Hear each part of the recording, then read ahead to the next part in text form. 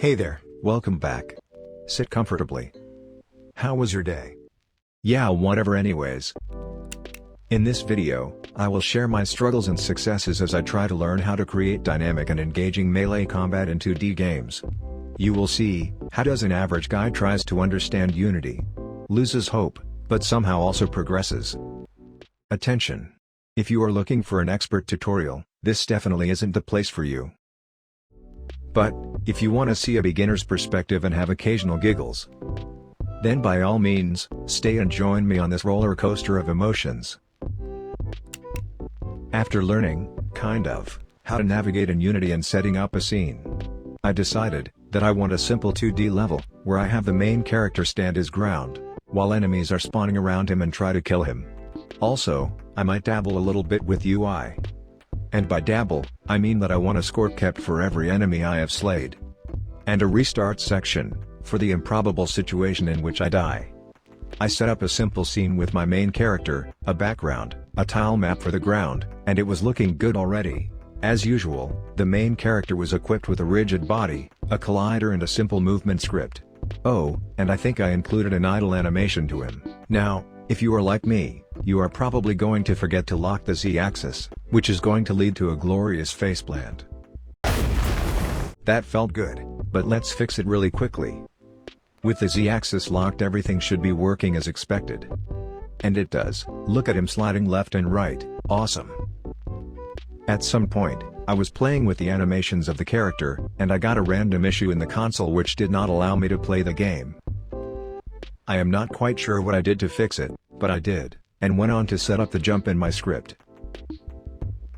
I think the jump was set, and just needed to test it, because with me, you never know, right? Worked first try, I was definitely confident that it would, yup. With that done, it was time to set up the rest of the animations. One for the jumping, one for the running, and I also wanted an attack animation. For some reason, I had difficulties setting the properties of the animation, not sure if I was confused or something, but it took me longer than expected to set up just the running animation. But with the help of my willpower and our Lord and Savior Brachis, I was able to set it up correctly. Nice. After that, I went on to set up the jumping animation correctly. Initially, it did not feel crispy enough for me, so I played with the animation for a little bit, until I was happy with the result that I got. Okay, we are done here. The jumping was set, the running as well, and it was time to set up the attack animation of my character. The function that I created, in my combat script, was checking for a game object which was part of the enemy layer.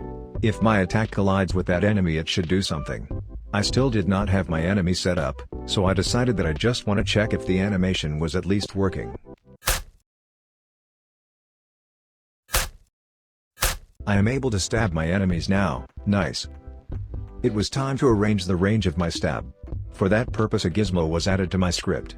A gizmo is basically an invisible circle, which appears every time that I attack. If there is an enemy in it, he gets stabbed. It was time to add an enemy. I did that, and gave him an idle animation as well. Also, I created an enemy layer, which I used for this ghost. Then I added a line in my script, which was supposed to check if my attack has collided with an enemy. If it did, a message saying that an enemy was hit was supposed to appear. So I added the collider to my enemy, and decided to test if everything was working as expected. It worked, and I was so satisfied with my progress. It was time to add the extra spice to my enemy getting hit. And by extra spice, I mean I added a little knockback to him if he got damaged, so that my attack felt a little more impactful.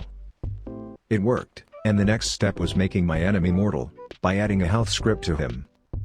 Oh, would you look at that? I already did.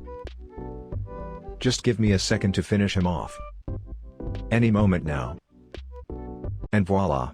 My enemy turns into a fire pit. Yup, for some reason the enemy death animation was not stopping, but I kind of knew how to fix it. And would you look at that, I fixed it, and the death animation was working as it's supposed to. But for some reason my attack was still not feeling impactful, so, I decided to add a screen shake whenever the enemy was getting damaged. As you can see, this feels more impactful, right? I am done with you, psych. Okay, I was satisfied with this hit, but just hitting enemies was not enough for me. I wanted to add the possibility to be hit as well. So I created a health script for my character, which was subtracting health from me every time that I collided with the enemy. And would you look at that? It's not working. And there is a legit explanation for that. Remember my health script? Yeah, it is checking for a game object with the tag enemy. Do I have a tag called enemy? Nope. Was I aware of this fact? Hell no. Did it take me an hour to realize it? Yes it did. At some point, I had my stupid realization and fixed this issue. And if my calculations were correct, everything should be working now. So, it was time to test it. So yeah, it worked. And my obvious next step was adding death to my script. Because yeah, I was being hit, but that led to nothing.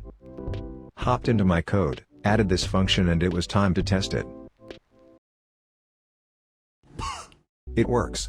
Does not feel significant, or impactful, but it worked.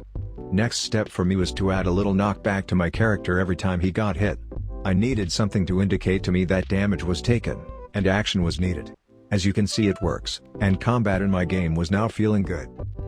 For me, it felt like the perfect moment to make the enemy chase me. I created a script for that, slapped it on my enemy, and it just worked. Don't you love it when it just works? Still, the enemy was not flipping when he changed directions, but that was an easy fix. That was done, and I added something else. NANI? Yeah boy, a working enemy spawner. Well, almost. The new enemy is not taking damage whenever it got hit, because it was using the original enemy as a reference, and with the OG ghost destroyed, there was nothing to reference. So, you would think that I am going to fix something in my script, right? Wrong. Modern problems require modern solutions, so, if the cloned enemy is using the original one as a reference, I am just going to lock the original one for eternity.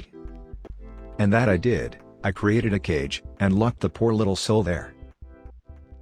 You cannot grasp how genius I felt, while doing that.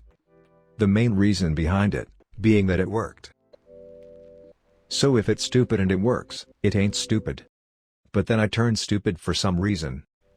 I changed the working spawner script with another one, and played around with the UI. It never worked, so I kept changing my code, until it was unrecognizable. And I mean everything, not just the spawner, but also the player script, the health scripts, everything, just so that I can get a working counter, whenever the enemy was killed. The result was heartbreaking. Whenever I killed my enemy, the game would crash. I tried to fix it, but because my code was unrecognizable, I couldn't. Also, not having a backup for my scripts was great because I could not bring them to their past state when they were working. So yeah, my game was done. But I learned a lot of things during this project. For the next concept that I am going to learn, I am going to add backups. And if you want me to quit my job and become an average game developer, consider subscribing, liking and sharing this content. Lastly, here is a montage of glorious faceplants.